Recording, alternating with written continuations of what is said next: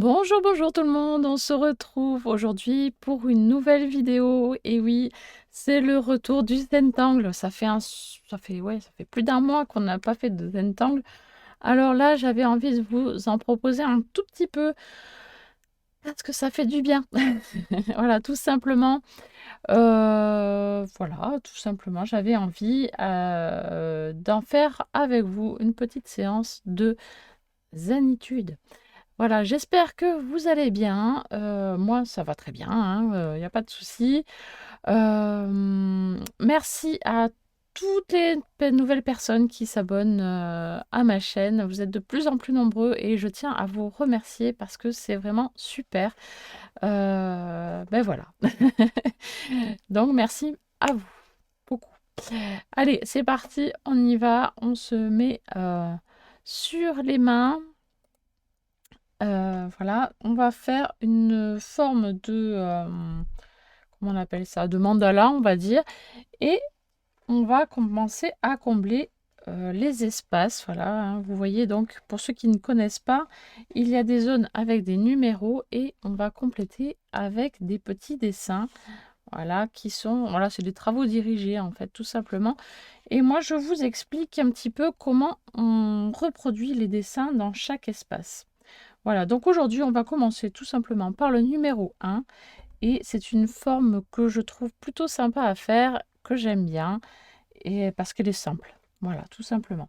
Alors là, vous voyez, c'est déjà une forme de triangle. Et bien, à l'intérieur, nous allons faire des triangles, mais qui vont aller en se rétrécissant pour former un, un- un goulot un petit peu, comme un entonnoir. Voilà, on va y aller de plus en plus petit. Alors, on va partir de la pointe et nous allons aller sur le côté opposé ici. Voilà, comme ceci, en forme un trait droit. Donc, je rappelle le Zentangle, on ne doit pas utiliser de règles. Voilà, hein, c'est vraiment des traits à la main. Donc, il peut y avoir des traits imparfaits. Ce n'est pas grave, on s'améliore au fur et à mesure du temps. Voilà. Alors, une fois qu'on est arrivé ici, on va aller sur le trait ici à l'opposé. Voilà. Et ainsi de suite. On va aller rejoindre ce trait ici. Ensuite, on va aller rejoindre de nouveau le trait qui est en haut. Et on tourne petit à petit.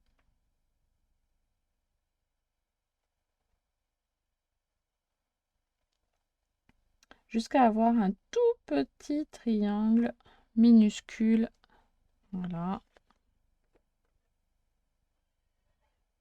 Comme ceci. Et on va faire la même chose dans le triangle d'à côté. Voilà.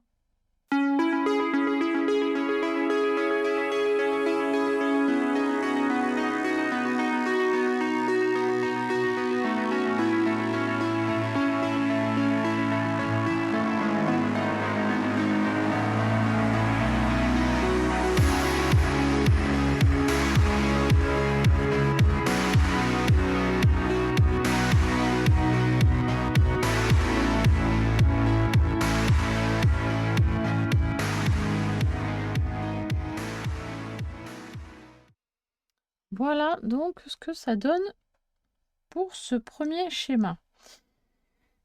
On va faire peut-être le numéro 2. Voilà, donc le numéro 2, il s'agit de faire une petite frise comme ceci. Donc il n'y a rien de compliqué, il suffit de faire des ronds dans la zone donnée et de compléter avec du noir. Donc vraiment très très simple.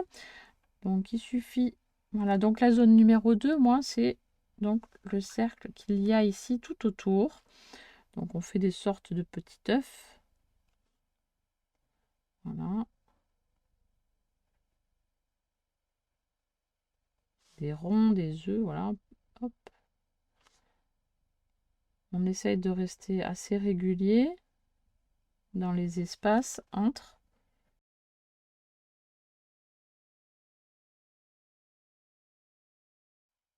Et maintenant, il suffit de prendre un crayon ou un feutre pour pouvoir faire donc le contour.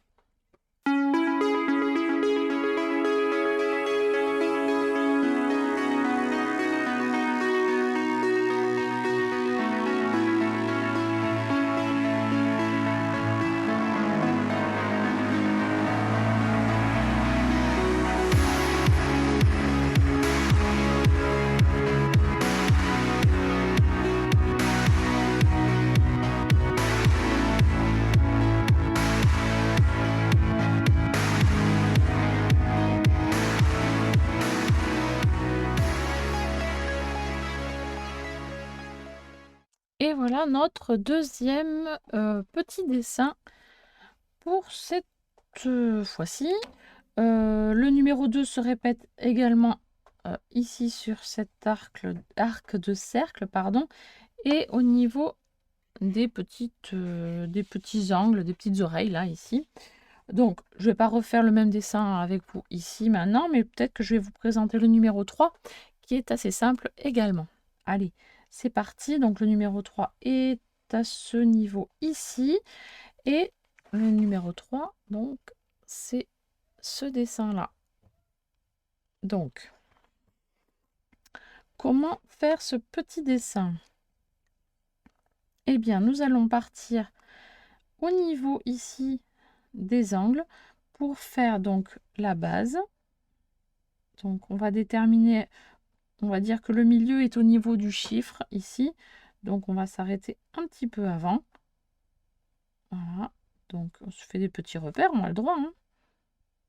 Voilà, et ensuite, oups là, à partir du moment où on a fait donc notre petit repère ici, on va former des carrés. Et on aura l'impression de rentrer dans un couloir, dans un tunnel, voilà, où il va y avoir donc des carrés qui vont être de plus en plus petits. Donc c'est parti. On va faire un trait, deux traits, trois traits. On va peut-être rallonger un petit peu. 1, 2, 3, 4 traits. Voilà. À partir de là, on va faire un carré comme ceci. J'espère que je ne me trompe pas, hein, parce que sinon c'est raté. À l'intérieur, on fait un tout petit carré tout au fond du couloir. Et là, on va se caler au niveau des barres ici pour faire donc les côtés.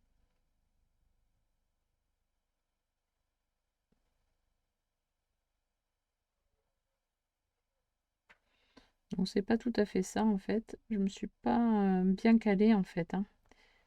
Je suis obligée de me décaler, donc c'est que c'est pas forcément bon.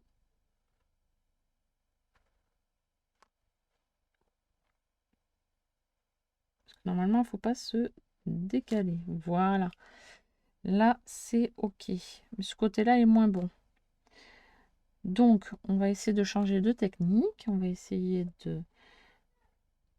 Donc, on va dire que le centre, c'est au numéro 3. Je fais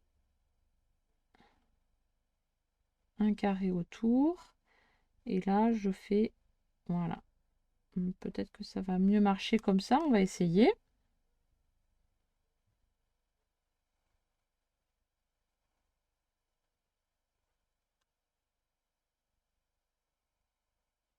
Ouais, ça a l'air d'être mieux. 1, 2, 3. On va essayer d'en faire un quatrième. Voilà. Là, ça marche mieux. Même s'il y a un petit peu de travers.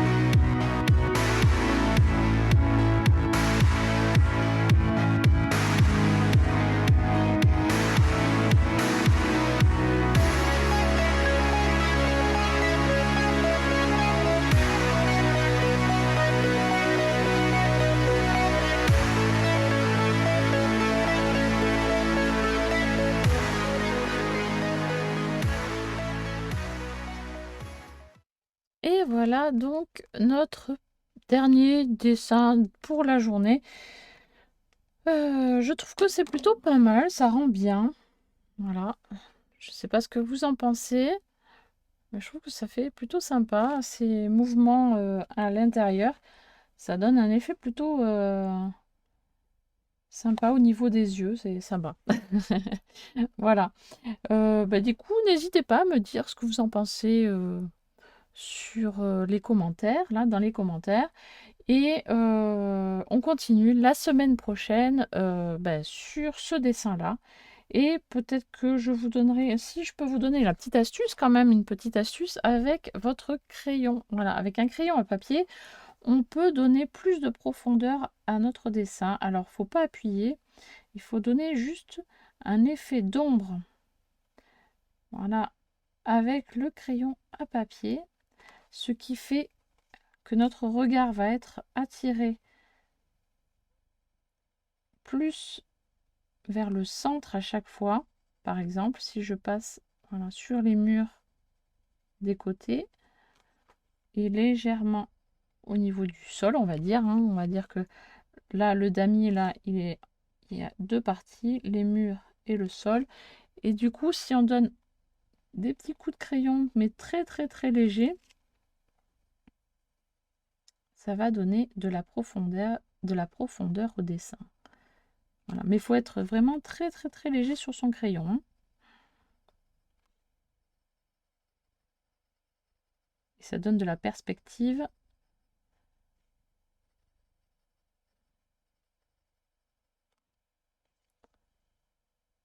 Voilà, vous le voyez légèrement. Voilà. Comme on veut que ce soit vers un couloir, donc on fait du plus petit, donc à l'intérieur, petit vers un tracé plus grand. Voilà.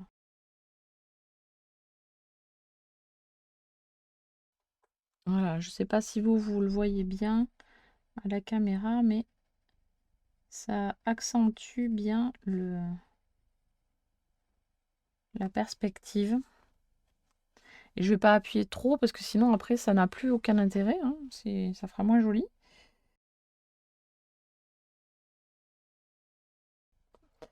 Voilà, voilà. Ben écoutez, je vous laisse maintenant pour maintenant, là, pour aujourd'hui. Et je vous dis à très très bientôt pour une prochaine vidéo. Bye bye.